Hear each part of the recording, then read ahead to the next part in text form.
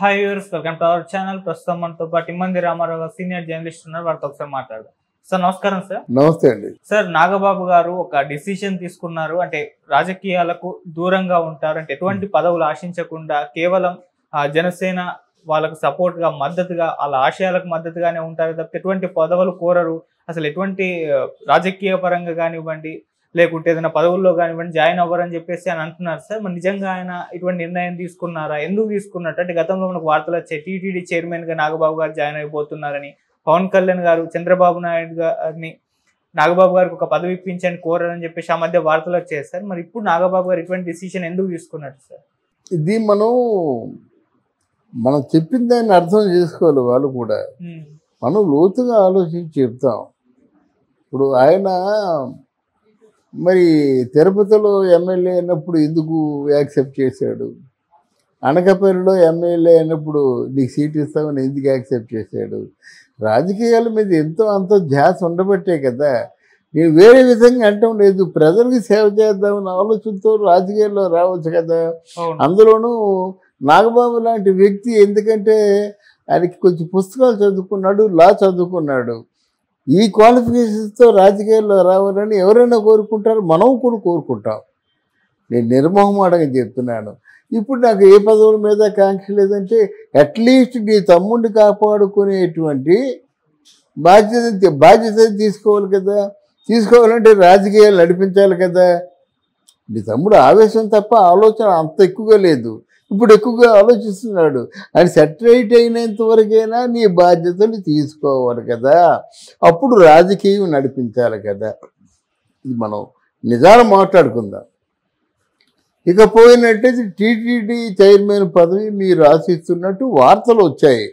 నిజాలు పక్కకు పెట్టినట్టయితే పవన్ కళ్యాణ్ గారు కూడా ఒక పదవి గురించి గట్టిగా చంద్రబాబు నాయుడు గారితో పోట్లాడుతున్నట్టు లీకులు వచ్చాయి. ఈ ఎంతవరకు నిజాలు, ఎంతవరకు అసత్యాలు తీసి పక్కన పెట్టండి. అంటే మీకు ఏ కాంక్ష లేకపోతే ఇలా రాదు కదా. అలాగని కాంక్ష ఉండడం తప్పని చెప్పడం లేదు. ప్రజాసేవ చేస్తామంటే వీ వెల్కమ్. అది ఇక్కడ ప్రధానంగా ఓ విధంగా కూడా చెప్పవచ్చు. అసలు నాకు వద్దురా భగవంతుడా, నాకు ఏ కోరిక లేదని నువ్వన్నట్టే వరం గారు కూడా చెప్పవచ్చు. అధిష్టానం ఏమి చెప్తే అదే చేస్తాం, కానీ మాకు ఏ కోరికలు లేవని చెప్పవచ్చు. నిజంగా పదవి అయిపోతే మీరు తట్టుకోగలరా? ఇంత కష్టపడిన తర్వాత ఏదో మీకు రెస్పెక్టబుల్ పొజిషన్లో కూర్చోబెట్టకపోయినట్టయితే పనిచేస్తారా? Varma thank you very much అని సేలో చెప్పేస్తే అయిపోయిందా? ఇంతకాలం కష్టపడినటువంటి దానికి ఫలితం ఇదా అనుకుంటాడు కదా. మీరు అనుకునే ప్రమాదం లేకపోలేదు గనక ఇవన్నీ ఏంటంటే ముందస్తుగా నాకే ఆశ లేదండి, నేను ఎక్కడో పక్కన కూర్చున్నాను, వీళ్ళ అంటే నా అవసరం ఉందనుకుంటే నాకు కూడా ప్రజాసేవ పట్ల ఏదో ఉద్దేశం ఉంది కనుక నేను వచ్చాను అనుకుంటారు. అలాగ అనుకోవడం కూడా సోబర్గా మంచిదే. బట్ పదవి నాకు కావాలంటే దూరం అయిపోతారు, పదవి నాకు అవసరం లేదంటే దగ్గర అవుతారు. అదొక ట్రిక్. వీళ్ళు ట్రిక్ చేస్తున్నారని చెప్పడం లేదు. సహజంగా నాకు వద్దంటే బతిమాయిలు మీద మనం ఇస్తాం, తినిపిస్తాం. అదొక కారణం కావచ్చు. అందువల్ల నాగబాబు గారు ఈరోజు తటస్థంగా అన్నప్పుడు కూడా నాగబాబు గారి గురించి కానీ, మొదటి చెప్తున్నాను వర్మ గారి గురించి కానీ, అలాగే రామకృష్ణరాజు గురించి కానీ ఆలోచించకపోతే అది న్యాయం కాదు. మనం చెప్తున్నాం అంటే ఎవరండి ఎండక ఓనక పాప అదే చేస్తూ ఉండి పార్టీకి సేవ చేయడమే కదా. తమ్ముడని అనుకోండి, తమ్ముడైనా కాకపోయినా ఓ పార్టీకి సేవ చేశాడు. అది ఆ తమ్ముడైనా గమనించాలి. బంధుత్వాలు తీసి పక్కన పెట్టినట్టయితే నిస్వార్థంగా ఎవరు సేవ చేస్తున్నారో వాళ్ళ పట్ల దృష్టి పెట్టారని మనం కోరుకుంటాం. సార్, ఇప్పుడు అంటే అప్పుడు వార్తలు వచ్చాయని చెప్పేసి విన్నాం కదా. అంటే పవన్ కళ్యాణ్ గారే చంద్రబాబు నాయుడు గారిని అడిగారు, నాగబాబు గారికి ఒక పదవి ఇప్పించండి అని చెప్పేసి. అలాగే టీటీడీ చైర్మన్ గా ఇటువంటి వార్తలు వచ్చాయి. తర్వాత అవి ఖండించారు కూడా కొంతమంది. మరి పవన్ కళ్యాణ్ గారు ఏమైనా ఇప్పుడు నాగబాబు గారిని పర్లేదు పదవి తీసుకో అని చెప్పేసి ఏమైనా రిక్వెస్ట్ చేసే అవకాశం ఏమైనా ఉంటుందా? అంటే నాగబాబు గారి నిర్ణయం తీసుకున్నారుగా, మళ్ళీ లేకుంటే అంటే నాగబాబు గారు బయట చెప్పవలసిన అవసరం ఎందుకు వస్తుంది? అటువంటిది ఏదో ప్రచారం అంటే ఇన్ బిట్వీన్ ప్రచారంలో ఉంది కాబట్టి కదా. చూసావా నాగబాబు గారి పొజిషన్ కోసం ఎంత తాపత్రయపడుతున్నాడు మన పవన్ కళ్యాణ్ అంటారండి. ఈ రాజకీయాల్లో మామూలే బురద జల్లడ కార్యక్రమాలు, కొట్టుకునే కార్యక్రమాలు ఉంటాయి. ఆయన మాత్రంలో నా పదవి వద్దని ఆయన ఎలా చెప్తాడు? పదవి వద్దంటే అప్పుడు ఈయనకి ఒక అవకాశం ఉంటుంది. ఎవరికి? పవన్ కళ్యాణ్కి. మా అన్నయ్యకి అసలు పదవి వద్దంటున్నాడు. కానీ నేను చెప్తున్నాను, మన పార్టీ కోసం, కూటమి కోసం కష్టపడ్డాడు కనుక ఆయనకి సముచిత స్థానం కల్పించడం అది మన బాధ్యత అని చెప్పడానికి అవకాశం ఉంటుంది.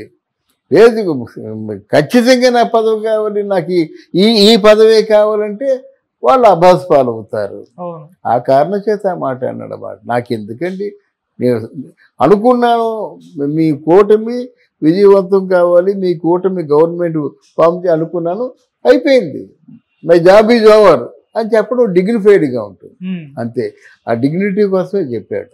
సార్ పదవులు వద్దన్న ఆయన జనసేన ఆశయాలకు, జనసేన సైనికులందరికీ కూడా అంకితం చేస్తాను నా జీవితం అని చెప్పేసి కూడా చెప్పడానికి చూస్తున్నాం సార్. అవునండి, ఇప్పుడు ఎన్నో చెప్తారండి. ఇప్పుడు బాగున్నప్పుడు నీ కోసం నా జీవితాన్ని ఇచ్చేస్తాను, హార్ట్ ఇచ్చేస్తాను, కిడ్నీని ఇచ్చేస్తాను అంటారు వాళ్ళు. కానీ సమయం వచ్చేసరి పారిపోతారు కదా. ఎవరుంటారు? ఇప్పుడు ఎంతమంది ఉన్నారండి జగన్మోహన్ రెడ్డి దగ్గర? ఎక్కడ 175 మందిలో ఎక్కడ ఎంతమంది ఉన్నారు? చుట్టూను 4 ఎంపీలు వెళ్ళిపోతున్నారు బయటికి, ప్రాణాలు ఇచ్చేస్తాన్న ఎంపీలు. అలాగే ఇప్పుడు ఈ ఎమ్మెల్యేలో ఎంతమంది వెళ్ళిపోతారో తెలియదు. ఇప్పుడు జగన్మోహన్ రెడ్డి గట్టిగా దెబ్బేసినట్టు మొత్తం పారిపోతారు, అంతే, ఇంకెవడరు పారిపోతారండి. రేపు అరెస్టు అనేటి చిన్న మాట రానివ్వండి, లేకపోతే వీళ్ళ చుట్టూ ఉన్న వాళ్ళు 4 అరెస్ట్ చేయనియండి, ఒకడు ఉంటాడు అక్కడ, ఒక్కడు ఉండడు. అది అందువల్ల మాటలు కేవలం బదిలే కదండి, పెద్ద కోటరే కదా. పొగుడుతుంటే ఎవరికైనా పొగడతలు హాయిగా ఉంటారు. లేదా ఒక డబ్బు ఇచ్చినట్టయితే 4 తిట్లు తిట్టినా ఏం చేసినా ఒక 100 కోట్లు వస్తాయని ఉంటారు. అదేది లేకుండా కేవలం నిస్వార్థంగా మనిషి మీద ప్రేమతో ఉన్న వాళ్ళు నన్ను ఇంతవరకు ఎవరిని చూడలే, ఒక్క పవన్ కళ్యాణ్ తప్ప. అంటే ఫ్యూచర్లో నాగబాబు గారు కూడా ఏదో ఒక పదవి తీసుకుంటారు అని చెప్పబోతున్నారు సార్? డెఫినెట్గా. ఇప్పుడు మామూలుగా నామినేటెడ్ పోస్టులు ఉంటాయండి. ఆల్రెడీ పవన్ కళ్యాణ్ మాకు 90 పోస్టులు ఉంటాయి, 90 పోస్టులు 25 పోస్టులు కావాలని చెప్పారు పవన్ కళ్యాణ్. అంటే పవన్ కళ్యాణ్ చెప్పింది ఎలాగుందంటే ఖచ్చితంగా అయిపోయాయి. అసలు అంటే శిలాశాసనం మాట. పవన్ కళ్యాణ్ ఒక మాట మాట్లాడాడంటే 25 లేదు 15 తీసుకొని ఆ ఓట్లు పంపకాల్లో, సీట్ల పంపకాల్లో జరగదు, ఖచ్చితంగా ఇవ్వాల్సిందే. నాగబాబు గారిని ఒక మంచి పొజిషన్లో మనం చూస్తాం. అదే నాగబాబు గారితో పాటు ఆ వర్మ రామకృష్ణరాజు గారు ఉంటే బాగుంటుంది. లేకపోతే వాళ్ళు గొయ్యి వాళ్ళు తవ్వుకున్నట్టు, కుర్రితో తల గోక్కున్నట్టు ఉంటుంది.